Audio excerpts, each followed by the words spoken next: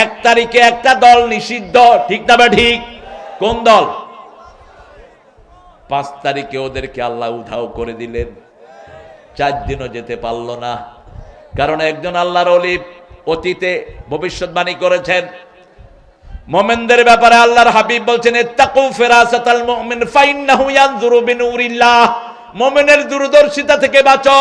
মুমিন যখন দেখে আল্লাহর নূর দিয়ে দেখে।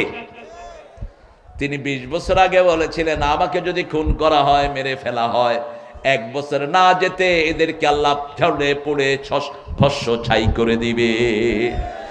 1 বছরও যেতে পারে নাই। 14ই আগস্ট তাকে বিষ প্রয়োগে হত্যা করেছে, আর 5ই আগস্টে তাদেরকে আল্লাহ উধাও করে দিয়েছেন, ঠিক না বা ঠিক? সেজন্য সব সময় কার সাথে থাকবো?